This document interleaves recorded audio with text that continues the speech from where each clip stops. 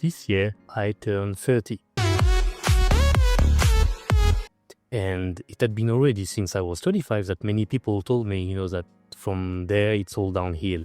You're going to look at a pizza, and just by looking at it, you're going to get fat. You are going to go in a weight room, and just warming up is going to hurt yourself.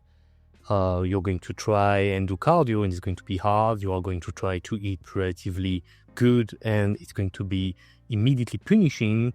You're going to sit down and let out a big fat sigh each time. Your body is going to hurt in places that it never hurt before.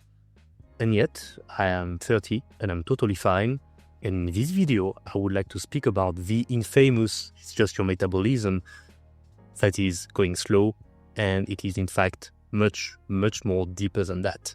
So if you are 30 or older, or if you are in your 20s and you are scared about getting old, basically, this video is for you. Let's go. Okay, so the first thing I would like to address is, does your metabolism actually slow down after 30? Well, if we look at the real science, the answer is quite easy.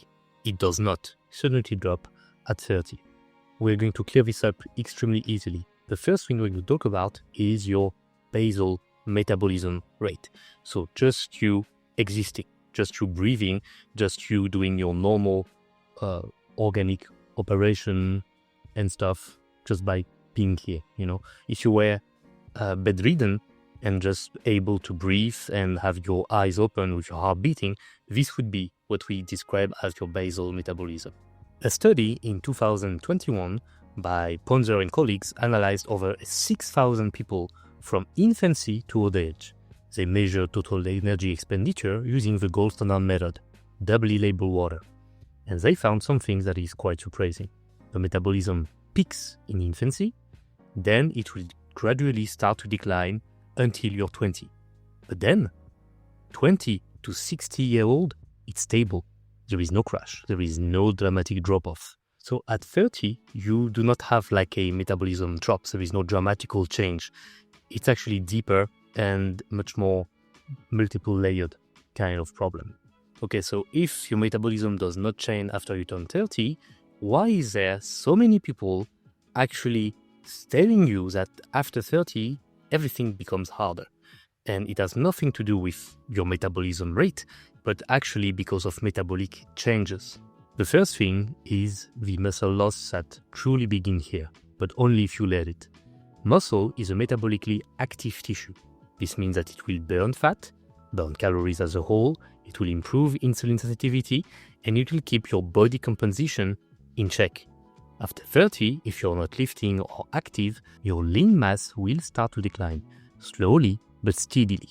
Also, there is something that is little known apparently, and that is that when you're training, I'm talking any kind of sport, not just bodybuilding or gym training, there is something called myokines that are inside your muscle cell that will send signals to your organs to basically fire up and make sure that your body is primed to keep the muscle, use them properly, have a proper fuel, and be healthy overall.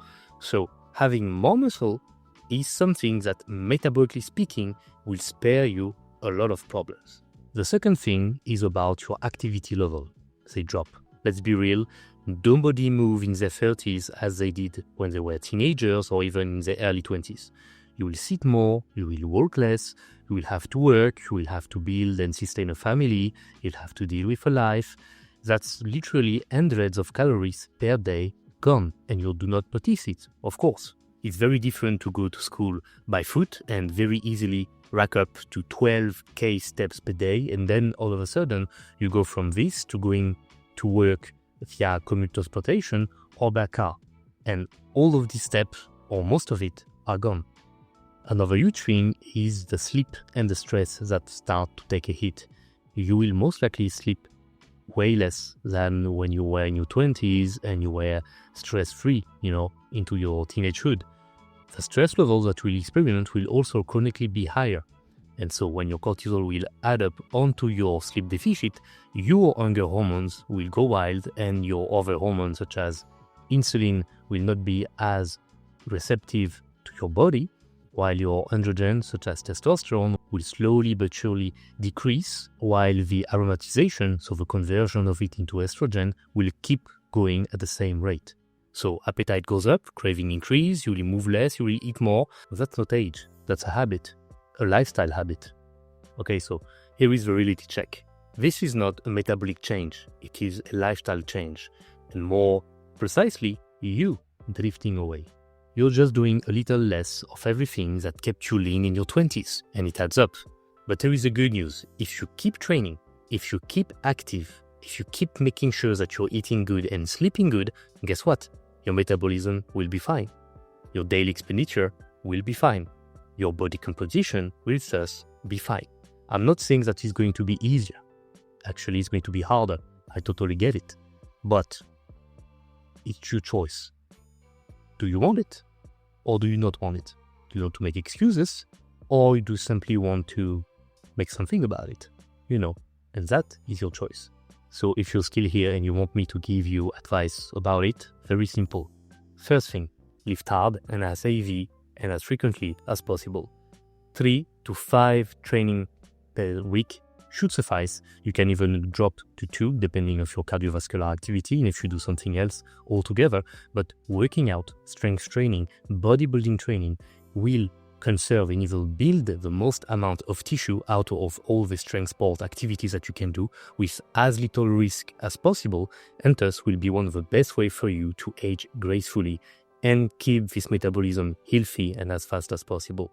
You focus compound lift, you make sure to do everything stress-free and pain-free, and to do as intense as possible while still recovering on the side. Second thing, do not skip cardio.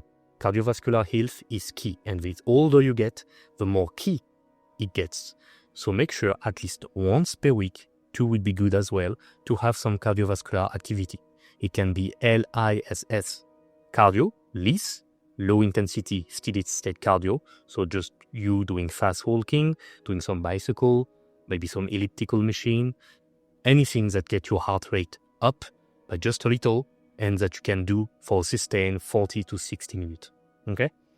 Or you can go and rack up the intensity and do HIIT, high intensity interval training. And then it's only going to be 10 to 20 minutes. It can be hill sprints, it can be the rowing ergonometer, it can be hustle bike, it can even body weight or barbell exercise circuits. But anything that is going to blast you off. But make sure to recover proper as well. Keep a structured meal plan. Do not snack. Really, it's your number one enemy. Do not do fast food every day, or do not just drink out in the weekend or take excuses with your family to just pound away onto a pot of glass or whatever. Keep eating 3 to 5 meals per day, every day. 20% of your diet can be fast food, chili food, sugary food, as long as the 80% is healthy and is clean and there is no problem. And make sure to track your macro, to make sure to be in your structure. If you have your same amount of calories and you have the same amount of macro, if once in a while during the week it's not white rice or potatoes, but it's bread or even ice cream, it's fine, as long as it is, controlled and everything is suited for you digestion-wise. Fourth point is the sleep.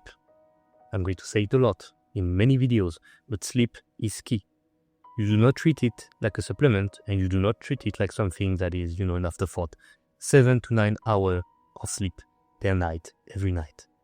If you go lower than that, it's going to impact you on the recovery side, on the mood side, on the metabolic side, and everything in your life will basically suffer. So please take your sleep, both the total amount of time and the quality of it, seriously. If you're training 5 hours per week and you're sitting 100, you're not active and you're not healthy. Stay active. Stand up.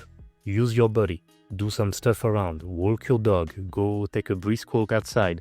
If you're going somewhere and there is a lift, take the staircase. Keep your body active and moving. There is something called NEAT, N-E-I-T, non-exercise activity thermogenesis. It's basically you doing something, but it's not really sport and it's not cardio, but you're still moving. This is the biggest amount of calorie that you can burn without doing something specifically tiring. So yet again, walking, gardening, walking the dog, playing with your kids, doing whatever, but just standing still or sitting on your ass and doing nothing. This will pay dividend if you keep active, and if you look at any older people and their general health, the more they're active, the better they feel and look. So no, your metabolism does not crash out when you turn 30, and no, you're not going to be out of shape by just going older. It's actually all your lifestyle around that you have to choose and try to structure around your health, your well-being, and your body composition. It is very important for you. If it's not, do what you want. But if it's something that is really important for you, you can check out my coaching services, you can check out my ebook, or you can do something about it with all the tips I shared with you in this video. Thank you so much for watching. Take care. Bye-bye.